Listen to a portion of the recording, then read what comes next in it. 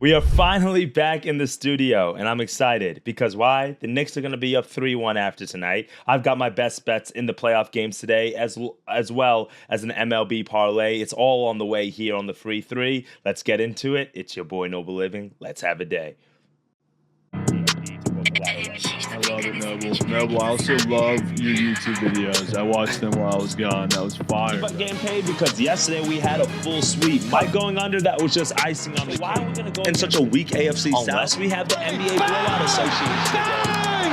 Knicks take a 1-point lead with 13 seconds.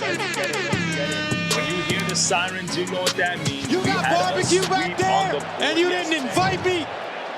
Hurt my feelings. What is up, my friends? It is your boy Noble Living back with another DYF Bets video. I'm breaking down my favorite picks and plays of the day as we just try to get to the bag together and make that money. I'm super excited to be back home. It's been so long. I feel like I've been on the road for the last several weeks, and you guys have stuck by me as I've been doing the show. Some days I haven't been doing the show. Some days we've been doing good. Some days we haven't been doing too good. But my goal is to turn things around and keep the momentum going as we have MLB action. We've got NBA action. I've been watching the NHL playoffs. I haven't really been betting it, but watching the Dallas Stars game last night was electric. So just a great time right now with a whole bunch of sports before things quiet down in the summer months. And I'm going to start something a little bit new here on the channel. We're going to do the recaps. We're going to do the sell jobs, but I want to do something a little bit fun, a little bit new to kind of open up the channel to maybe see if we can get a few more comments here. I'm going to start doing like a daily debate, right? A daily quick debate. So the first one of the day, I found this on Twitter, and it's if you had to get one shot to secure the bag,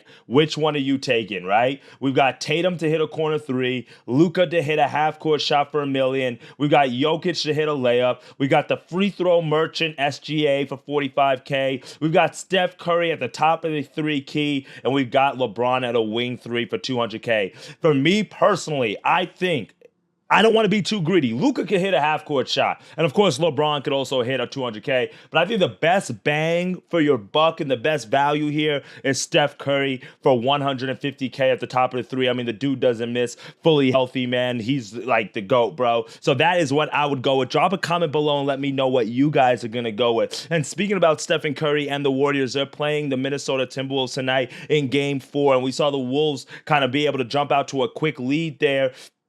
We saw the Wolves be able to make a comeback in Game 3 after the Warriors looked like they were going to have that one in the bag. Jimmy Butler had 30-plus points. Kuminga had 30-plus points. But we need a whole lot more from Draymond. I'm not going to lie. Warriors need their all-star, and I put that in air quotations because he's a Hall of Famer, but he has to act like it sometimes. And I know he said like he has his narrative of the angry black man, all that stuff. Listen, bro, you're fouling out of games with 4 minutes left to go in the game with 2 points. Now, I'm a proponent of fouling out. Like, if you guys don't know, but when I played ball, like, I used to foul out a lot, right? It means you're playing hard. It means that you're aggressive. There's nothing wrong with that, but you can't do that with 4 or 5 minutes left in the game when your team needs you in a game, in a must-win situation, a tight playoff game, right? And if he was on the floor, I think they could have probably closed out that game. But some of the best bets that I have in that game today, I'm going to go through them really quickly, and I do think that the Warriors can win this game. I don't know. I don't want to take a side just because I don't know what can happen, but one guy who's been balling out this season is Mr. Julius Randle this postseason. And I'm going to start off the day with Julius Randle over 26.5 points and assists, minus 115 odds. Now, if you just want to take his points at over 20.5, I'm not opposed to that. But I want to take the assists as well because he has been absolutely diming the rock. We're going to go here to Doink Sports, and we can see over the last 2 games, Julius Randle's had 24 points in back-to-back games. And then to go with, hold on. That's why I don't like to zoom in that way. I got to zoom in this way. Give me 1 second. Where's Julius? That's Jaden McDaniels. All right, there's Julius right here. If I scroll over to the assist line, 12 assists in Game 3, 11 assists in Game 2, and 6 assists in Game 1, despite the fact that he only had 18 points. So that is why I want to go with the points and assist angle here instead of just the points, because I feel like today is the day that Julius can finish at 20. Now, his line is at 20.5. He's averaging 21 points over the last 10 games, has gone over this number 7 of the last 10. So I'm not opposed to just taking the points line, even dating back to last series against the Lakers. He has been the best player for the Wolves this postseason. It hasn't hasn't been Anthony Edwards. It's been Julius Randle. But the reason why I think we should go with the assist line as well is because, like I said, back-to-back assists here, averaging 6 assists over the last 10 games. His line is at 6.5 for the assists as well. And if he finishes with like 19, 20 points and we lose on the points, we can still get the assists because he might have 6 or 7. So for me, Julius is actually looking to get his teams actively involved. He's still looking for a shot, but he's also swinging the ball a lot more, something that we did not see when he was on the Knicks. So for me, I like Julius Randle. He's going to get us started in -115 to win 1 unit, all right?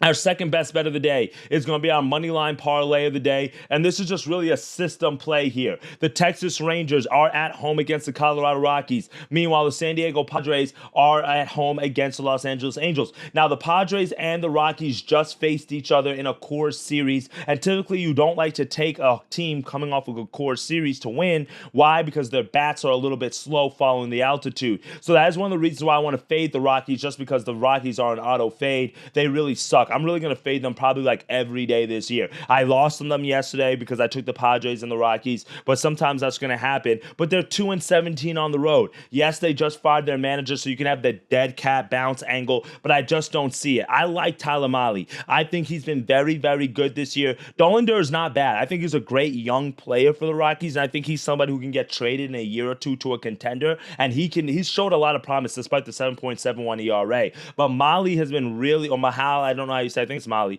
I think he's been really good this year. 3-1 on the year, 1.4 ERA, and he's coming off a start against Boston. We went 5 innings, 4 hits, 2 earned runs. The 2 home runs are a little bit concerned, but that's the only start that we've seen him really get killed by the long ball, so I don't want to overreact there. Against the Athletics, another 6 innings, 5 hits, 1 earned run. And when I look at this Rockies team, it's very similar to this Athletics offense, very similar to this Angels offense where he went 6 innings of shutout ball. We even saw him against the Dodgers go 7 innings of shutout ball. So he can be up there with some of the best pitchers. Now, there is some regression that is probably due, but again, it is the Colorado Rockies. I'm not really going to talk about it too much. And meanwhile, for the Padres, they just came off of a loss yesterday. They won 2 out of 3 against the Rockies, and Michael King is on the mound for them. He's their best pitcher, 2.22 ERA on the year. Kikuchi's 0 for 4, 3.83 ERA, and their bats might be a little bit slow, but Michael King has had a lot of success against the Angels specifically in his career. He's been very, very good against them, so I like them today as a big favorite to get it done. So that is our 2-way parlay of the day to get us a +100. Now, if we move on, we're going to go to our builder lay of the day in basketball. If I just zoom out a little bit here.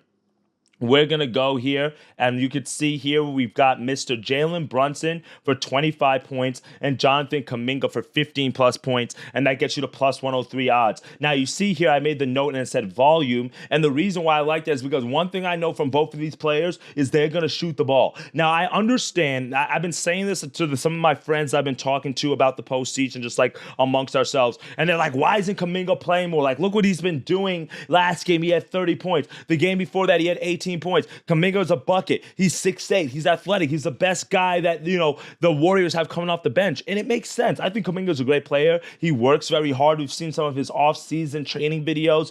But this is the thing about Kuminga. He doesn't actively look to pass the ball. He's one of those guys, I don't know, like for my hoopers out there who've watched, like you ever play with a guy where it's like he only passes the ball when he knows he doesn't have a shot, or when he knows he's like, you're going to have to literally be shooting it over a double team. It's like, it's going to be like the worst and most selfish shot if you do shoot it. That is Jonathan Kuminga. He does not actively look to pass the ball. And that's, for me, a prop. Like, that's why I see why Steve Kerr doesn't play him. Because if you look at the Warriors offense, historically, even with the 4th championship, it's always been ball movement. It's always been catch, pass, catch, shoot, 2 dribbles, get into the interior, drive and kick. Like Steve Kerr, they like to play motion offense. And Kuminga, he doesn't really do that. But shout out to Kuminga because the Warriors have needed offensive help outside of Jimmy, and he has shown up for them. If we go here real quickly and look at some of his recent game logs. We got to scroll up here to the top because we've got him on the bench here. Let's see, Mr. Jonathan Kuminga. Control F. Let's just do this way. We can see here 30 points on 8 of 11 of 18 shooting, and in game 2, 18 points on 8 of 11 shooting. So the volume is there as long as the minutes are going to be there, and I believe the minutes are going to be there because Steph Curry hasn't been playing, and he's been hitting shots.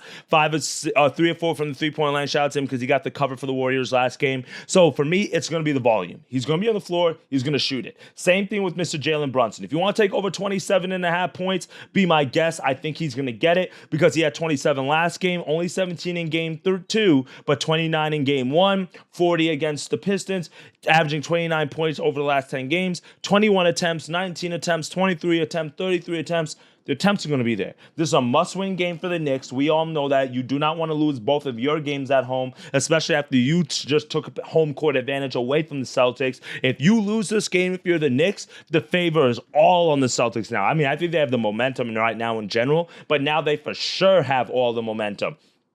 So for me, I just don't like that situation. See, I just realized my screen wasn't sharing when I was showing you guys on Doing Sports. But for me, I just don't like that. I was just showing you these are the Jalen Brunson numbers here. And like 21 attempts, 23 attempts. The attempts are going to be there for Brunson. So I like that here. And I'm going to take Brunson here for 25 plus points. But if you want to take the 27.5, I'm not opposed to that as well. All right. So let's go back to action real quickly. And we've got one more prop builder for you guys. And it's going to be Peyton Pritchard for 2+ 3-pointers and Buddy Hield for 3+ 3-pointers. Don't overthink it with these guys, okay? They are both bona fide shooters. Now let's go look at Buddy Hield real quickly.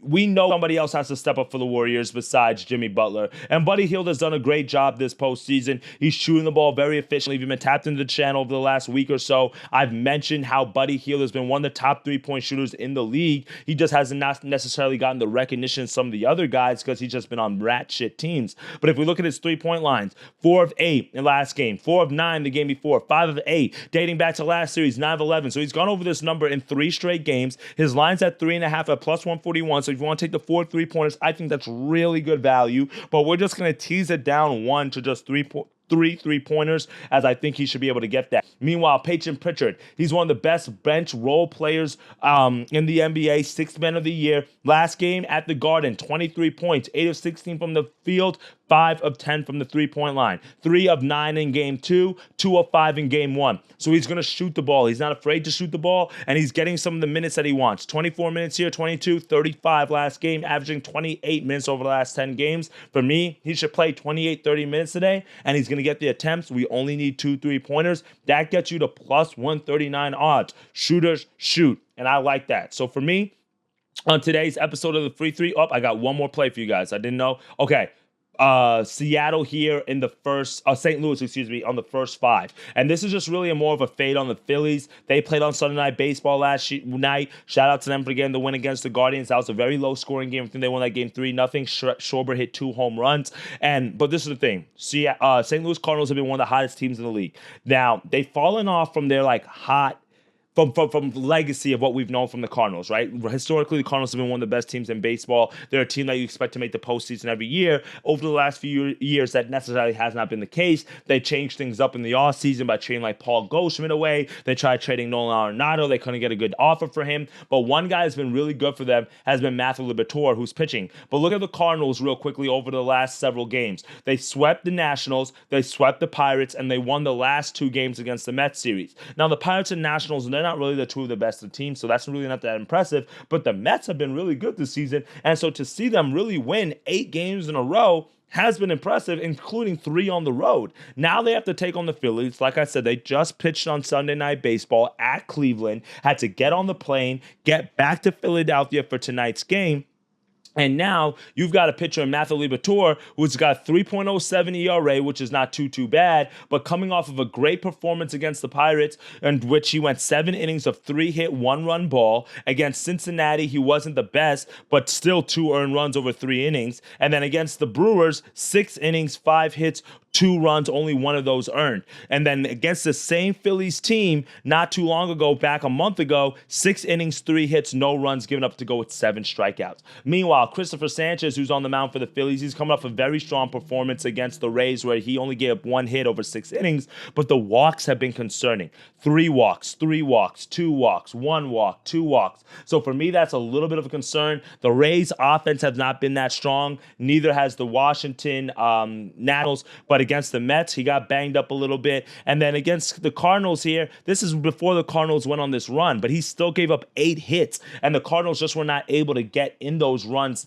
even though he went 6 1/3. So for me, I'm expecting a much better performance out of the Cardinals here today. They've been red hot. And then, like I said, it's a Sunday night baseball jinx. So that's what we're rocking with, all right? So on today's episode of Free 3, I've given you guys like 5-6 bets. We're going to go Cardinals first 5 on the run line, half the run, shop around. I got it at plus 100 as I think they should be able to at least keep this one tied through 5 innings. And then we're going to go paint pitcher, 2 3-pointers, Buddy Hield, 3 3-pointers, a shooter shoot. That's plus 140. And then we got volume shooters in Kuminga and Brunson, as I both think they're going to get the shot attempts up. They just have to hit the shots. We've got a system play with the Padres on the money line, the Rangers on the money line, plus 102 there. And then Julius Randle over 26.5 points and assists. Everything we're getting at basically plus 100, besides this at minus 115. So really good value on the board for today. Well, my friends, that is it for us. We've locked in our plays, so now let's just go sweat them out. I appreciate y'all for tapping in. Any added plays will be on Noble Living at the Action Network, and our Noble Nerfy, our 2 Nerfies of the day, is going to be on the TikTok channel as well, all right? Drop a comment below. Let me know what you guys think about that debate this morning. Which would you take for you to get that guaranteed bread? And let me know if you guys kind of like that new segment, because I'm going to try to do like a new one every day. So I'm going to try to find some more for us. All right, my friends, I appreciate all the love and support that you guys continue to show. As always, dictate your fate, get to that cheddar.